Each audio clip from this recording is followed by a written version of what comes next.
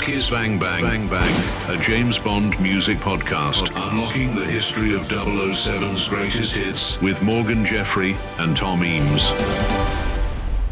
Hello, and welcome to Kiss Kiss Bang Bang, a James Bond music podcast. I'm Morgan Jeffrey, an entertainment journalist and 007 obsessive. And I'm Tom Eames, a digital editor and music history geek. In this series, we'll be discussing and dissecting some of our favourite theme songs from across 6 decades of James Bond movies, from the brassy brilliance of Thunderball to the rock reinvention of Casino Royale's You Know My Name.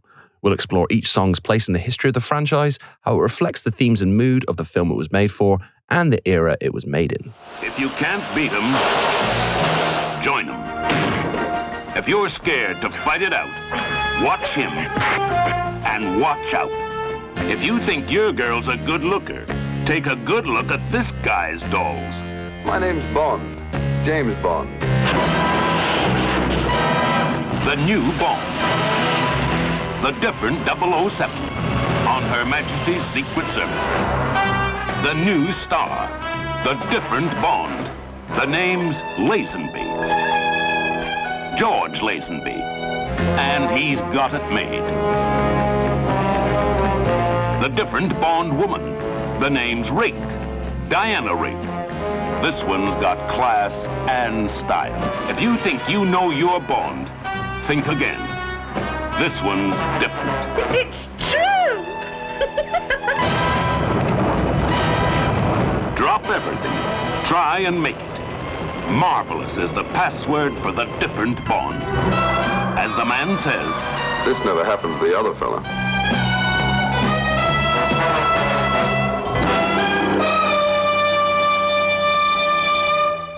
This episode, the film in question, is 1969's On Her Majesty's Secret Service, but the song we'll be discussing is not the main title theme.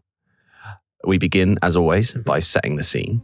So, On Her Majesty's Secret Service, the 6th installment in the James Bond series, produced by Eon Productions, is a standout entry of the franchise for several reasons. The 1969 film was based on Ian Fleming's 1963 novel of the same name and marked a significant transition within the Bond franchise. The film is notable for being George Lazenby's only portrayal of the iconic spy. 29-year-old Lazenby. 29? 29. I know, it makes you I know. feel old, doesn't it? Yeah. A model with no prior acting credits was chosen to replace Sean Connery, who had decided to retire from the role after 1967's You Only Live Twice. It was quite the bold move, though, wasn't it, to pick Lazenby? To pick the guy from the Fry's chocolate Yeah. advert. Yeah. Well, but despite initial mixed reviews, Lazenby's performance and the film itself have undergone a critical reappraisal over the years. The film's casting process was extensive. Over 400 actors were reportedly considered, to a greater or lesser extent, to replace Sean Connery as James Bond. There was an exhaustive search to find his successor. Actors considered for the part included Terence Stamp, and a then 25-year-old Timothy Dalton, who ruled himself out as being too young for the part. That's baffling. The idea of it that he could have done it back in the 60s. Yeah. He didn't get there until late 80s. Said, I'm gonna wait. I'll wait. My time will come. Yeah, that's fascinating. And he was right. Yeah. Well, Lazenby was spotted by Bond producer Cubby Broccoli and On Her Majesty's Secret Service director Peter Hunt, gave it away, in a commercial for Fry's Chocolate. Must have been a hell of a bloody advert, that one. Hell of a commercial. In his audition, they were impressed with his physicality after he accidentally punched a stunt coordinator in the face. Was it accidental? Well, the punch was intentional, but hitting him in the face was accidental. Yeah. Peter Hunt had previously worked as a film editor and second unit director on earlier Bond films. On Her Majesty's Secret Service aimed for a more realistic approach compared to its predecessors. This was Hunt's directorial debut and his only Bond film. Wow. Again, making it unique within the series. What a hit rate. And it's well, yeah, did it once, he nailed it. Yeah. Didn't feel the need to do it again. It's really well directed as well, this film. The film closely follows Ian Fleming's novel, emphasizing a grounded narrative that shuns the gadget-heavy plot of other Bond films for a more character-driven story. And the plot centers around Bond's mission to stop Ernst Stavro Blofeld, played by Telly Savalas, from launching a biological warfare scheme to sterilize the world's food supply. It's a relatively small scale by Bond standards.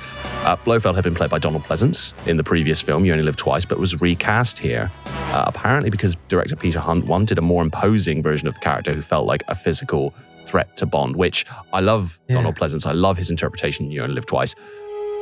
You don't really feel like he could beat Sean Connery in a fist fight. Yeah, whereas Telly feels you feel like Telly might give George a run for his. So this, even though this was considered a sequel and the same character of Bond, you could argue this is like an early form of the reboot in a weird way. Well, because getting recastings and all that. And there's obviously that famous wink to the audience. This never happened to the other fella. They're kind of acknowledging the fact that they've recast. And interestingly as well, because there was a mixed reception to On Her Majesty's Secret Service, the next film, Diamonds Are Forever, almost picks up where You Only Live Twice, Connery's final film, left off. So it's almost like, back then they weren't thinking about things like canon, but it's, I think retrospectively, like parallel universe.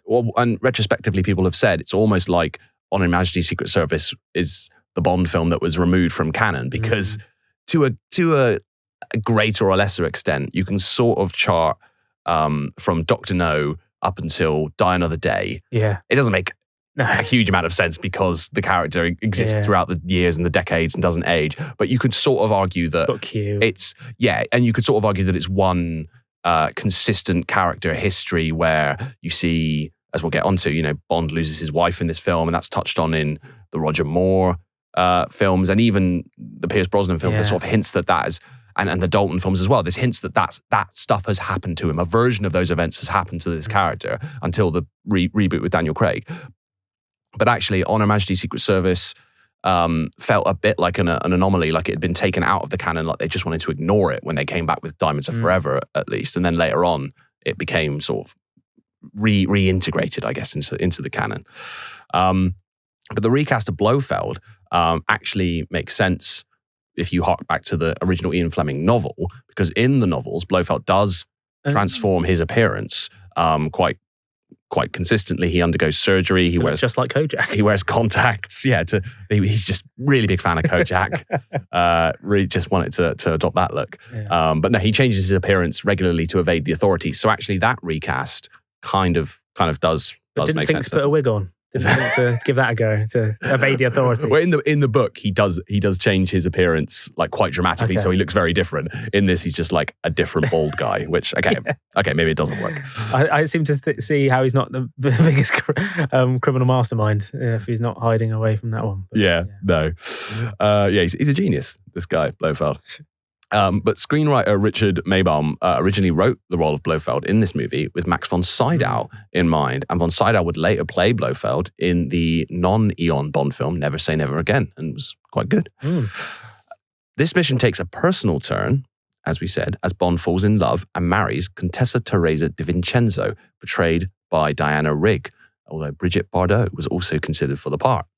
The film was shot in Switzerland, England, and Portugal, featuring impressive alpine scenes, including a unique revolving restaurant, His Gloria, which served on screen as Blofeld's lair. On Her Majesty's Secret Service is also noted for its dynamic action sequences, including ski chases and a bobsleigh chase. And despite the contemporary reception being lukewarm, it has seen its reputation greatly improve over time. Critics and fans have come to appreciate its close adherence to Ian Fleming's novel, the emotional depth of the story, and the standout action sequences, and it is now considered one of the strongest and most faithful adaptations in the Bond series. George Lazenby, contrary to what some might think, he wasn't ditched, he wasn't fired. He was actually offered a contract for more Bond films. He was offered a contract for 7 films, but was convinced by his agent at the time that Bond would feel archaic in the liberated 1970s. It was all kind of easy rider. That was the vibe, and they felt like Bond was going to be a relic of the past pretty soon. I wish he had done at least one more, but equally, it kind of makes this more special in a weird way because he only did the one. Yeah, I think so. And if he'd done another one, would it have been like Peter Hunt? Would it have been as good? I think now you can go, okay, George Lazenby starred in one of, if not the best Bond film. But he did choose to leave the series after the release of On Her Majesty's Secret Service in 1969. Now this is a music podcast. We will talk about the music. What song are we talking about? But musically, the film is distinguished by its score, composed by John Barry, and the soundtrack, praised for its electronic instruments and aggressive sound, has been regarded as one of the best in the series. Now let's talk briefly about the film. For me, it's maybe not my favourite Bond film, but I think maybe objectively the best Bond film. Yeah. Which is a different conversation. I think it just has so much in its favour. I think Lazenby's performance works in the context of the film, where he's meant to be a slightly more vulnerable. He doesn't have the swagger of Connery, and it works in context. Brilliant villain, brilliant Bond girl, leading lady.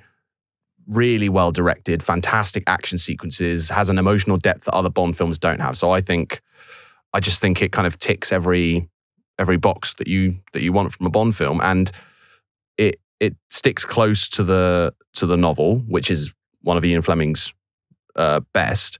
But the changes that they do make for the film actually end up improving the original. So in the book, Tracy is not really part of the final act. Bond just sort of ushers her away and then goes off to pursue Blofeld. Whereas in the film, she's very much part of the action until the end. I also think, personally, and some Bond fans may disagree, I think their love story is more convincing in the film. You actually get a sense of them falling in love, which will bring us to the song we're going to discuss.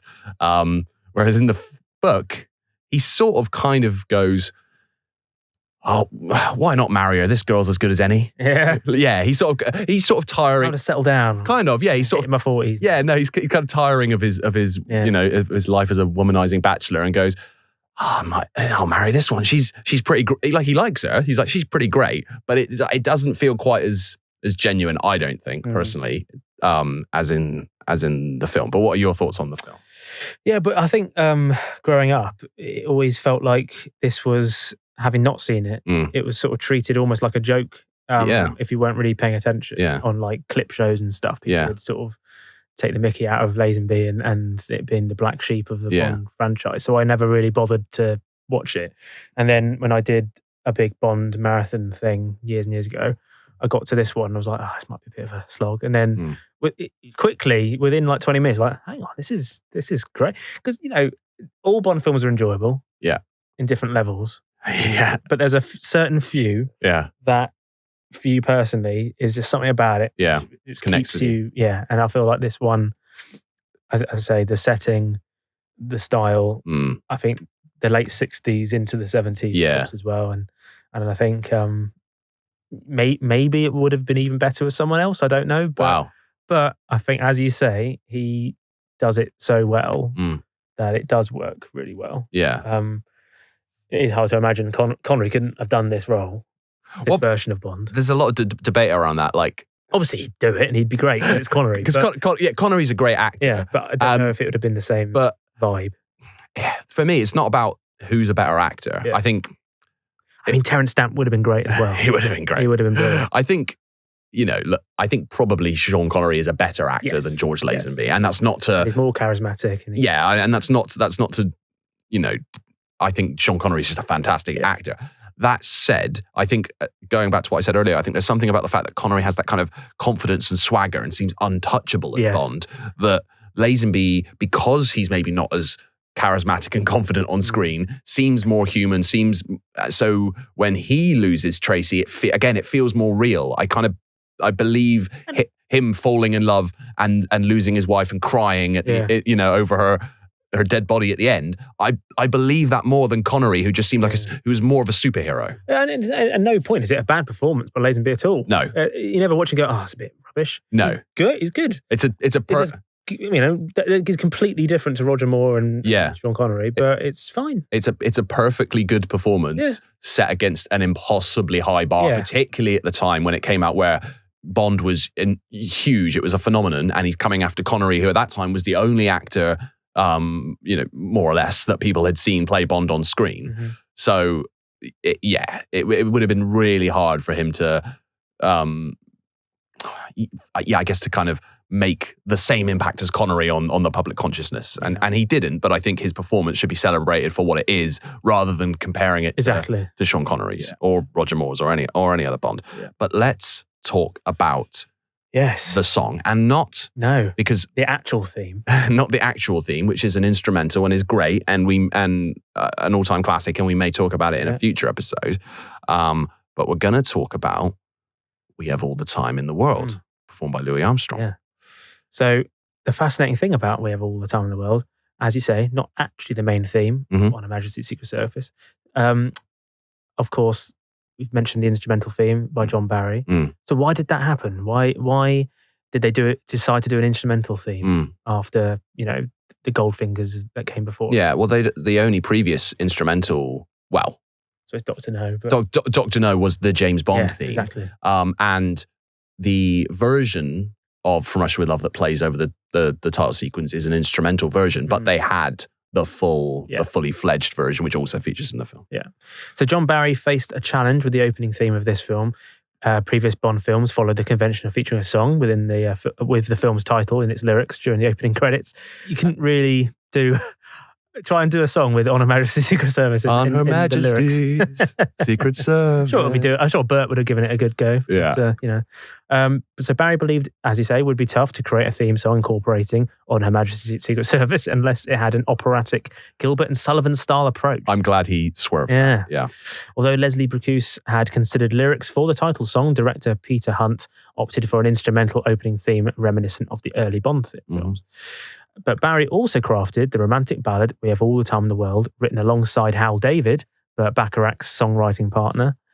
That's very much of its era, I suppose, because Burt and Hal were in high demand at the time, killing it at the time. But I wonder what Burt felt about that. What, that he should Hal cheating on him with Barry, And also, is there a world where Burt Bacharach could have performed "We Have All the Time in the World"? And we'll get onto it, but the vocal performance by Louis Armstrong is phenomenal. Yeah. But I would love to hear a Burt Bacharach version. "We Have All the Time in the World."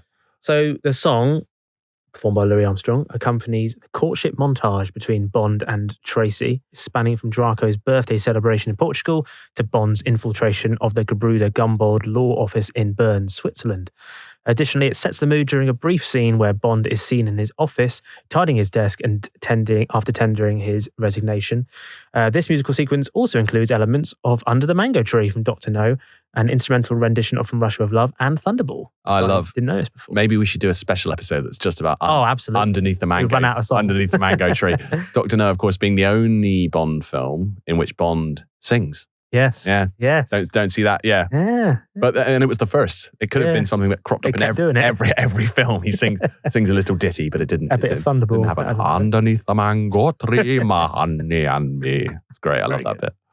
So the song title is taken from Bond's final words in both the novel and the film, spoken after the spoilers death of Tracy Bond, his now wife. So I like that. So they had the instrumental theme, which is called "On Her Majesty's Secret Service" by John Barry, which is fantastic. But even this, which was, they could have just written a love song, but they took inspiration still from Ian Fleming's novel. Yeah. He loves me. Instinctively. Infuriatingly. Intensely. Indubitably. First a boy and then a girl.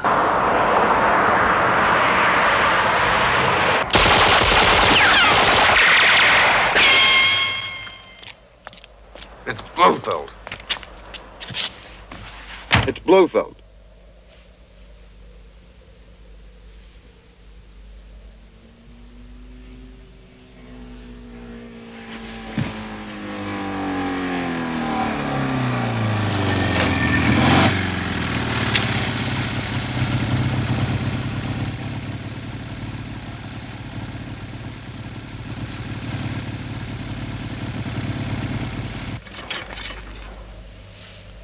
It's all right. It's quite all right, really. She's having a rest. We'll be going on soon.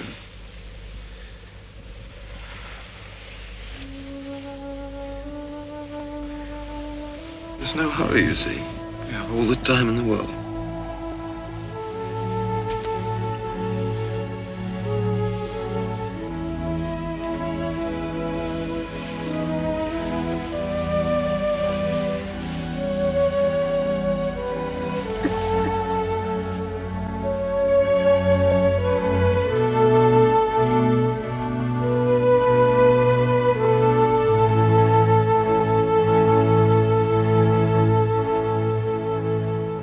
So before we get onto the song as well, Barry and David also collaborated on 2 other songs for the film, both performed by Danish singer Nina. One of these, titled Do You Know How Christmas Trees Are Grown? Do you know how Christmas trees are grown?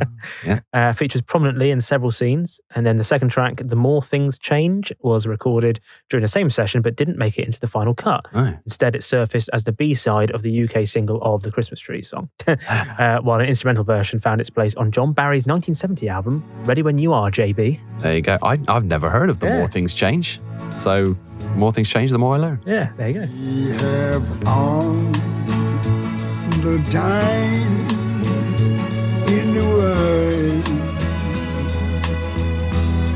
time enough for life to unfold all the precious things love has in store. We have all the love in the world. If that's all we have, you will find we need nothing more. Every step of the way will find us with the cares of the world far behind us.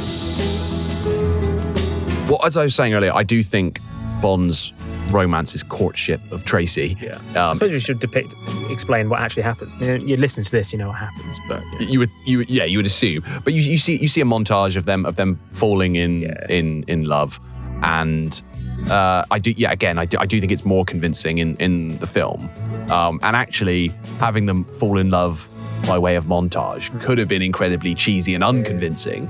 But I think the way it's edited, the performances of George Lazenby and Diana Rigg, and then having it scored by this song is what sells it. Yeah. It could have felt cheap, it could have felt cheesy, it could have felt rushed.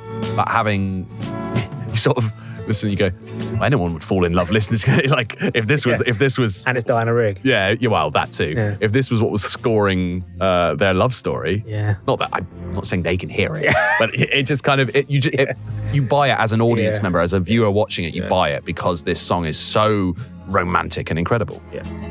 Well, just looking at the history of the song though, so by 1969, Louis Armstrong was about 67 years old. So not as old as I thought he was, to be honest. I thought he was a bit older than that. By this point, obviously a giant of American music, one of the most legendary jazz artists of all time. Nicknamed Satchmo and known for his gravelly voice and scat style of singing, he rose to prominence during the 1920s as a groundbreaking trumpet and cornet player. So he must have been young. Yeah, very young. So 1960... Yeah, so in his 20s. Yeah. But by the 50s, he had become, a very revered national music figure or international music figure, and he made loads of appearances on radio, TV, and in cinema. Appeared with Bing Crosby and loads of legends of cinema. And while most of his music was largely before the charts began in 1952 in the UK, the year before, in 1968, before this film came out, he scored a comeback hit with "What a Wonderful World." Potentially paving the way for his appointment for Bond. So he hadn't had many chart hits because it was before. No, but very much not a one-hit wonder. No, Louis. Whereas technically he was. But he had all the time in the world, and then just before that he did What a Wonderful World, which is again one of the greatest songs ever. Imagine if those were the only 2 songs you did. Yeah, it wasn't. But imagine if it was. I mean, you could retire on that. Yeah, exactly. 2 of the best songs ever. Yeah. Armstrong was sadly too ill to play his famous trumpet in the song. So you probably thought it was him. Yeah. It was therefore played by another musician, and apparently no one officially knows who it was. People think it was probably Herb Alpert, based on his ties to Hal David and Burt Bacharach, and he also played on the Casino Royale theme. The 60s version. Yeah. And then Barry chose Armstrong, apparently, because he felt he could deliver the title line with irony. Wow, okay. Because it's obviously, he was ill, he's getting on a bit. Right. And, okay. So quite a sad song. Yeah, has that added poignancy. Yeah. Tragically, it proved to be his final ever recording session before he passed away in 1971. Amazingly, despite being released as a single in 1969, it didn't reach the charts at all in America or the UK at the time. That's wild, especially considering... I know it wasn't the main theme, but they released everything as singles. It was released as a single and was featured in I don't think On Her Majesty's Secret Service quite reached the heights of maybe the previous Connery Bond films in terms of box office and reach, but it was still a big hit. And the fact that the year before he had a #1 hit. Yeah. With What a Wonderful World. You think, why wouldn't you? It wasn't until 1994 that it had a resurgence in popularity thanks to its use. Do you remember this? Yeah. The Guinness TV advert. It was re-released and reached #3 in the UK and was one of the top 40 best-selling singles of that year. Good, but never been a #1. Nah, that was as close as it got. And then, of course, in 2021, it made another comeback when it was brought back for the latest Bond film. Is this the first time this has happened? Where an old song was brought back and the original version essentially was played? Well, unless you're counting... Under the Mango Tree. No, Underneath the Mango Tree didn't come back. Unless you're counting the James Bond theme. Apart from that, obviously. No, they haven't... I don't... Again, someone will jump in. Tell us if we're wrong. I don't think there's an obvious example. No. Well, Underneath the Mango Tree in On Her Majesty's Service, and you hear the but the actual version, the song, because the instrumental version of the theme reappears twice in No Time to Die. Yeah, in addition to the actual Louis Armstrong version being played at the beginning of the closing credits. Yeah, so definitely a previous Bond song. It's like hearing Duran Duran just being brought back for no reason. I would have loved. That'd be incredible. I would have loved it if No Time to Die had ended with A View to a Kill, the song A View to a Kill. That would have been great. Say what you like about No Time to Die. I've got my reservations with it, but when that happened, because earlier in the film when that got brought back, because Daniel Craig's character was obviously in a similar situation to Lazenby's. He's married and he's in love. So when that happened, I was like, oh no, this is going to go bad. So that was at the beginning, and then at the end when obviously it all happened, they flipped it, and then they played the Louis version. Yeah. As much as I was feeling a bit, you can't do that.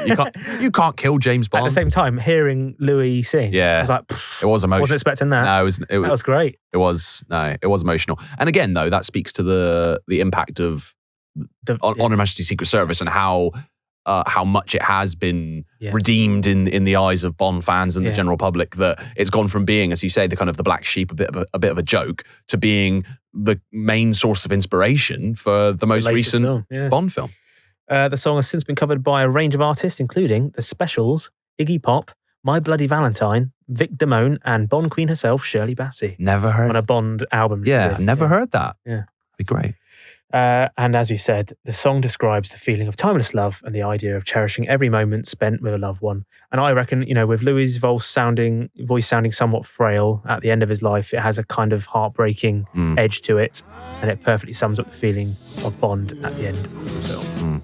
We have all the time in the world just for love, nothing more, nothing less, only love.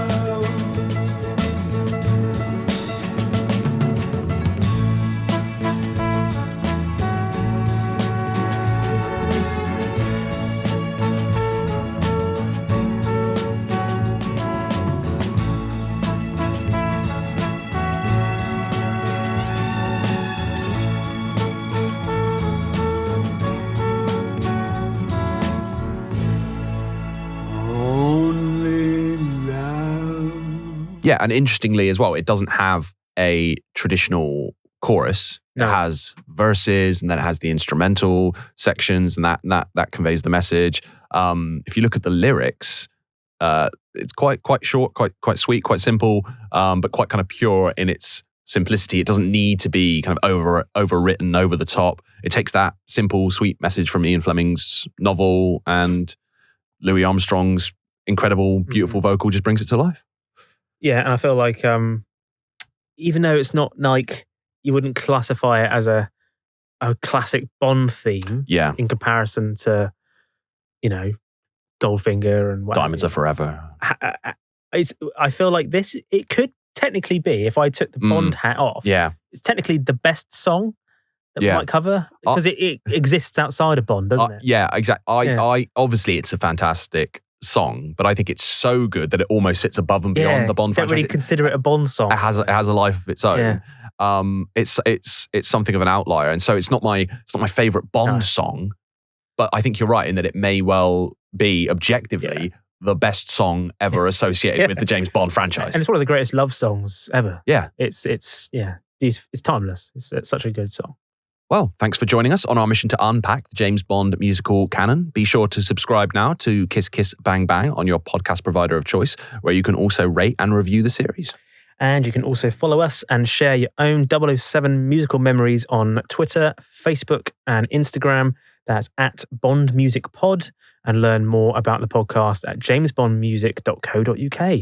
You can also email us bondmusicpodcast@gmail.com. Next week, it's our Season 1 finale as alternative rock group Garbage delivered their take on a Bond theme with 1999 effort, The World Is Not Enough. Stay tuned to this frequency.